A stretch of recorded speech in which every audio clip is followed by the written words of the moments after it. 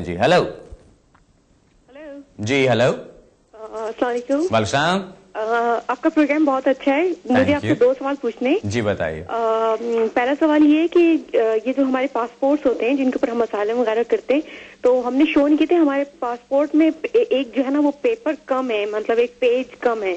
अच्छा। तो जब वो हमसे पासपोर्ट्स मांगे तो हम वो डैमेज पासपोर्ट दे सकते हैं या नहीं दे सकते? एक तो ये सवाल है। दूसरा ये सवाल है कि लास्ट प्रोग्राम में आपने बताया था कि होम ऑफिस की न्यू वेबसाइट के ऊपर आप अपना जो केस है वो किस लेगेसी टीम के पास है जी वो आप लोकेट कर सकते हैं अपना जी नंबर डाल के। जी आप मुझे ये बता दें कि वो नंबर कौन सा है, और क्योंकि जब आप जाते 5 से 6 साल आप अपने केस को कंटिन्यू करते हैं, डिफरेंट एप्लीकेशंस आप डाल रहे होते हैं, तो आप ये बताइए कि वो नंबर क्या चेंज होता रहता है या वो एक ही नंबर रहता है? क्योंकि मैंने सारे नंबर चेक करके डाला है लेकिन वो मुझे कुछ नहीं बता रहे। ओके मैं बताता हूँ जी।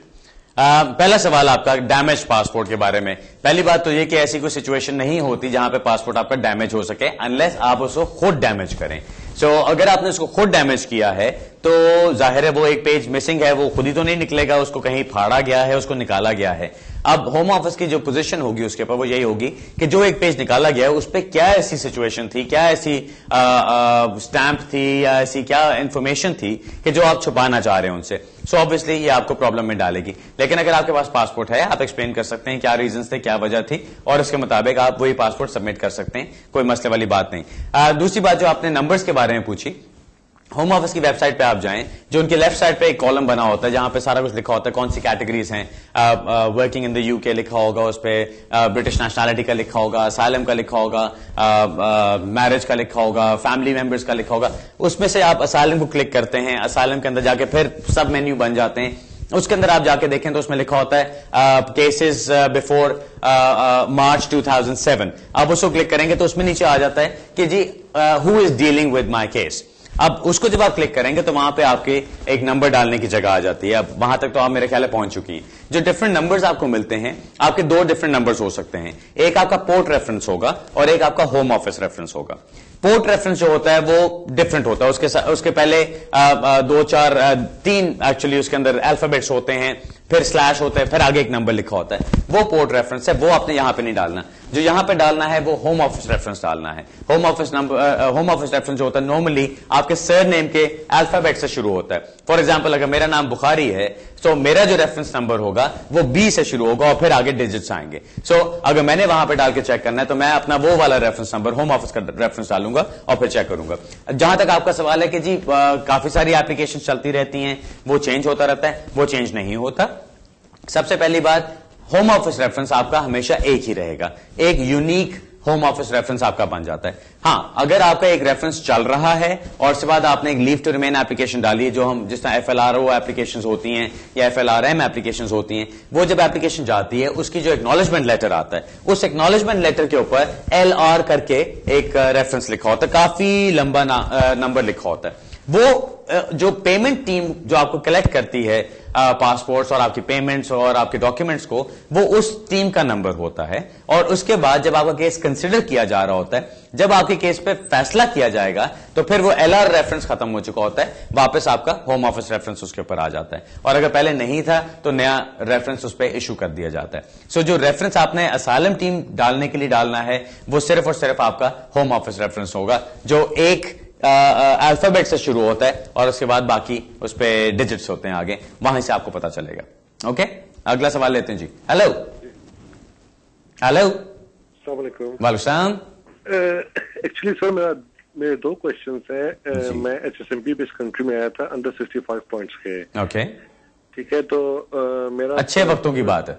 मेरा जो छोटा है वो बोर्न हुआ इस कंट्री में 2008 में। अच्छा, तो मेरे से गलती ये हुई कि जी मैंने जो NHS वालों ने मुझे एप्लीकेशन जो न्यू बॉर्न बेबी का जो पैक होता है वो मुझे दिया, तो मैंने वो फिल करके वो अप्लाई कर दिया। मुझे उस टाइम पता नहीं था कि ये चाइल्ड बेनिफिट है। अच्छा, तो उन्होंने क्या किया कि चाइल्ड बेनिफिट डिपार्टमेंट वालों ने मेरी पेमेंट ट्रांसफर करनी शुरू कर दी मेरे अकाउंट के अंदर। लेकिन अब जब मैंने इंडेफिनिट के लिए डॉक्यूमेंट्स रीड किए तो वो अंडर चाइल्ड बेनिफिट के आ रहा है, जो कि आता है no recourse to public fund. जी ठीक है, अब मुझे इतनी इसका प्रोसीजर के मैंने उनसे कांटेक्ट करके इसको कैंसिल करवा दिया है, लेकिन उनकी तरफ से मुझे स्टेटमेंट आएगी आउटस्टैंडिंग पेमेंट आपकी इतनी, जो कि मैं रीपेमेंट उनको वापस करना चाह रहा हूँ। तो मुझे बताया कि इसके क्या चांसेस हैं और क्या पॉसिबिलिटीज हो सकती हैं कि जब मैं क्लोज करने के बाद अपनी एप्लीकेशन फाइल करता हूँ। ये मेरा क्वेश्चन है कि इसकी क्या पॉसिबिलिटी निकलती है। सेकंड क्वेश्चन ये कि जब छोटा पैदा हुआ था जी, मैंने उसका वीजा अप्लाई नहीं किया था क्योंकि हमारे ऑलरेडी जो है ना वो आ रहे थे इंडेफिनिटली एप्लीकेशन हमने डाली थी 6-7 महीने बाद। ठीक है, तो उसको तो कोई चीज इफेक्ट नहीं करेगी उसके ऊपर? ओके, चलो मैं बताता हूं जी। पहली बात तो जो आपका ये दूसरा सवाल है, मैं पहले इसका जवाब दे देता हूं आपको कि जब आप अपना इंडेफिनिट के लिए अप्लाई करेंगे तो जो आपके डिपेंडेंट्स होंगे वो सारे उसके ऊपर आएंगे और आप डिपेंडेंट्स के अंदर ही अपने बच्चे को भी डाल दीजिएगा, अपना साथ बर्थ सर्टिफिकेट उसका लगा दीजिएगा और एक्सप्लेन कर दीजिएगा कि पहले आपने नहीं किया क्योंकि आप इंडेफिनिट लीव के लिए अप्रोच कर रहे थे उस टाइम को, सो इसलिए आपने वो नहीं किया। उसमें इंशाल्लाह आपको कोई प्रॉब्लम नहीं होनी चाहिए। अब आपका पहला सवाल आता है जो बेनिफिट्स के बारे में आता है। जाहिर है जब आप HSMP पे आते हैं, यहाँ पे आपको लीव टू रिमेन दी जाती है, आपको बड़ा क्लियरली बताया जाता है कि आपने कोई पब्लिक फंड्स नहीं लेने हैं। अब अगर आप चाइल्ड बेनिफिट ले रहे हैं, ऑब्वियसली वो पब्लिक फंड्स के अंदर आता है, वो आपको नहीं लेना चाहिए था। अब ये आपकी डीलिंग है जो आप बेनिफिट्स एजेंसीज के साथ करेंगे कि आपने किस तरह उनको वो पैसे वापस करने हैं, क्या आपका उनके साथ अरेंजमेंट होना, क्या नहीं होना। अगर आपने बेनिफिट्स इस वक्त बंद कर दिए हैं और आप लेट्स से 3 महीने के बाद इंडेफिनिट लीव के लिए अप्लाई करते हैं, जब आप इंडेफिनिट लीव के लिए अप्लाई करते हैं जो एप्लीकेशन फॉर्म है उसके अंदर सवाल जो है वो ये नहीं है have you been claiming benefits, did you claim benefits, वो ये नहीं है। वहां पर सवाल ये है are you in receipt of any funds, any public funds or any benefits। So अगर आप उस वक्त वो बेनिफिट्स नहीं ले रहे तो वहां पे आप वही लिखेंगे कि आप वो बेनिफिट्स नहीं ले रहे। सो आपने अगर पहले लिए भी हैं वो आप सारा कुछ सॉर्ट आउट कर लीजिए बेनिफिट्स एजेंसी के साथ। जो मेन एप्लीकेशन फॉर्म है, एप्लीकेशन फॉर्म के ऊपर अगर आप उस वक्त बेनिफिट्स नहीं ले रहे, अगर तो आप ले रहे हैं तो फिर तो आपको बताना पड़ेगा वहां पे, अगर आप नहीं ले रहे तो वहां पे आप नो लिखेंगे एंड दैट्स इट, उसमें आपको कोई मसला नहीं होगा। बाकी बात जो है कि आप पहले क्योंकि लेते रहे हैं उससे आगे प्रॉब्लम होगी कि नहीं होगी, इंडिविजुअल केस बाय केस पे डिपेंड करता है। कोई उसको मसला बना भी सकता है अगर वो चेक करते हैं, उनको नजर आता है कि जी आपने फॉर एग्जांपल 5 साल आपने चाइल्ड बेनिफिट लिया है और उसके बाद जस्ट बिफोर द एप्लीकेशन आपने उसको बंद करके और उसके बाद आपने एप्लीकेशन कर दी, तो उसमें आपको प्रॉब्लम डाल सकते हैं वो। लेकिन जनरली स्पीकिंग अगर आपने एक गलती से किया और आपने उसको एक्सप्लेन कर दिया वहां पे और उसके बाद आपकी बेनिफिट्स एजेंसी के साथ बातचीत चल रही है जिसमें आप उनको वो फंड वापस कर रहे हैं, तो इंशाल्लाह मसला नहीं होना चाहिए। हाँ, एक दफा अगर उनको ये बात पहुंच जाती है, इंफॉर्मेशन मिल जाती है कि आप ये बेनिफिट्स ले रहे हैं, तो फिर आपको वो प्रॉब्लम डालते हैं। लेकिन अगर आपकी तरफ से वो इंफॉर्मेशन नहीं जानती क्योंकि आप उसमें कुछ झूठ नहीं बोल रहे, जब आप ये कहते हैं कि जी मैं इस वक्त बेनिफिट्स नहीं ले रहा, तो आप कोई गलत बात नहीं कह रहे, आप कुछ छुपा नहीं रहे उनसे, आप उनको बिल्कुल सही इंफॉर्मेशन दे रहे हैं। अगर आपसे पूछा जाए कि आपने पहले कभी लिए हैं तो फिर आपको वो इंफॉर्मेशन देनी पड़ेगी, लेकिन अगर आपकी वो ऐसी इंफॉर्मेशन वहां पर नहीं जाती तो आपको प्रॉब्लम नहीं होनी चाहिए। ओके जी, सो बेस्ट ऑफ लक और उम्मीद है आपको किसी किस्म का कोई मसला नहीं होगा। लेकिन बेनिफिट्स वालों के साथ अपना ये पेमेंट वगैरह को क्लियर कर लीजिए पहले, ताकि आपके पास एक लेटर भी हो जो कहे कि जी इन किसी गलती की वजह से आप ये बेनिफिट्स लेते रहे थे और अब आपने उनको सारा कुछ वापस कर दिया। अगर आप ऐसा कर लेते हैं तो इंशाल्लाह you will be alright. Okay जी, अगला सवाल लेते हैं।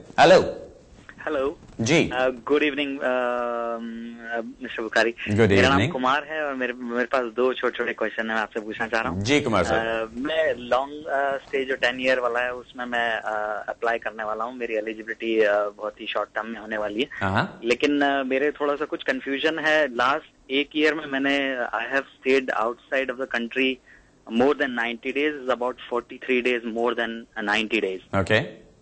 और दूसरा क्वेश्चन ये है मेरे पास कि क्या वो डिसाइड रूल अप्लाई 90 डेज का जब आप टाइम ऑफ एप्लीकेशन होता है या टाइम ऑफ डिसीजन होता है?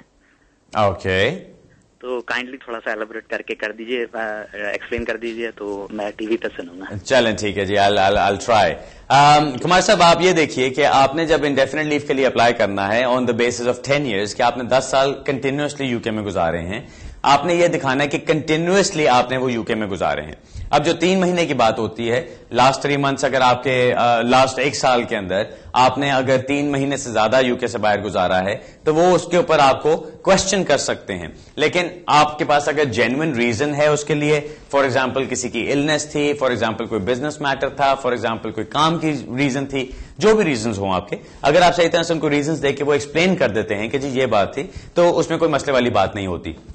दूसरी बात, जो आपकी 43 डेज आपने बताया कि आप ऊपर गए हुए हैं, जहां तक मुझे अभी आपकी बात से समझ आई है वो ये कि आपके सिर्फ 90 डेज से ही 43 आप ऊपर गए हैं, यानी बाकी सारे पीरियड में कोई लंबी चौड़ी एब्सेंसेस नहीं है। अगर ऐसी बात है तो फिर इसमें होपफुली आपको घबराने वाली कोई बात नहीं है and hopefully you should be fine. जो बात है आपकी कि जी डेट ऑफ डिसीजन पे या डेट ऑफ एप्लीकेशन पे, ये याद रखिए कि जब आप अप्लाई करेंगे तो होम ऑफिस के पास जो इंफॉर्मेशन होगी वो तो डेट ऑफ एप्लीकेशन वाली ही इंफॉर्मेशन होगी ना।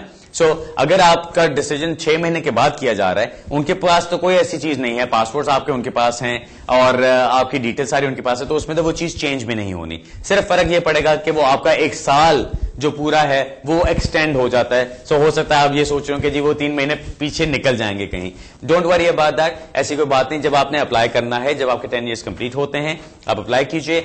अगर आपके रीजंस हैं, कोई अच्छे रीजंस हैं जिसकी वजह से आप 43 डेज ज्यादा रहे हैं बाहर, तो वो रीजंस भी आप वहां पे दे सकते हैं एंड दैट्स इट। उसमें कोई आपको प्रॉब्लम वाली बात नहीं है। बाकी ये तो मैं हमेशा जिससे पहले ही बता चुका हूं कि 10 ईयर्स वाली एप्लीकेशन काफी स्ट्रेट फॉरवर्ड एप्लीकेशन होती है। या तो आपने 10 ईयर्स गुजारे हैं या नहीं गुजारे। अगर लीगली आपने 10 ईयर्स गुजारे हैं, आपने 10 ईयर्स के पासपोर्ट साथ लगाने हैं, ना आपको अकोमोडेशन और मेंटेनेंस की रिक्वायरमेंट पूरी करनी है ना कुछ और। अपना life in the UK test लगाएंगे आप साथ, अपने फोटोग्राफ्स लगाएंगे, अपने पासपोर्ट्स लगाएंगे और आपके केस में एक कवर लेटर लगा दीजिएगा साथ जिसमें आप बता देंगे कि क्यों आप ज्यादा देर बाहर रहे एंड दैट्स इट। बाकी आपने अपनी जो एक लाइन उसमें जरूर लिखनी है वो ये है कि आप कंटिन्यूअसली 10 साल से रेजिडेंट हैं यूके में। अगर आपकी कोई ब्रेक आई है तो वो ब्रेक बिल्कुल शॉर्ट और टेम्पररी ब्रेक आई है, कहीं पे भी वो कंटिन्यूअस रेजिडेंस को तोड़ने वाली ब्रेक नहीं आई है। एज लॉन्ग एज आपने ये इसमें मेंशन कर दिया और आपने रीजंस दे दिए, यू विल बी फाइन। आपको कोई इसमें प्रॉब्लम वाली बात नहीं होनी चाहिए। ओके नाज़रीन, अब ब्रेक का टाइम हो रहा है। ब्रेक से वापस आके फिर अपना सवाल जवाब का सिलसिला जारी रखेंगे। मिलते हैं थोड़ी सी देर के बाद। नाज़रीन, ब्रेक के बाद दोबारा खुशामदीद कहता हूं। सीधा अपनी कॉल्स की तरफ चलते हैं। पहली कॉल लेते हैं। जी हेलो। हेलो जी, मैं ना अपने मेरे पास HSMP वीजा था। तो उसके बाद क्या हुआ, मेरी एक्सटेंशन भी होगी और 2013 में मैंने इंडेफिनेट के लिए अप्लाई करना है। ठीक। और उसके पहले ये हुआ कि मेरे को ड्रिंक एंड ड्राइव में पकड़ लिया। अच्छा। तो उसके लिए 1 ईयर के लिए मेरा लाइसेंस बैन हो गया। ठीक। तो मैं उसके लिए ये मैं पूछना चाहता था कि उसका मेरे को जब मैंने इंडेफिनेट के लिए अप्लाई करना है उसमें कोई प्रॉब्लम तो नहीं आएगी? कब हुआ था आपका ये ऑफेंस?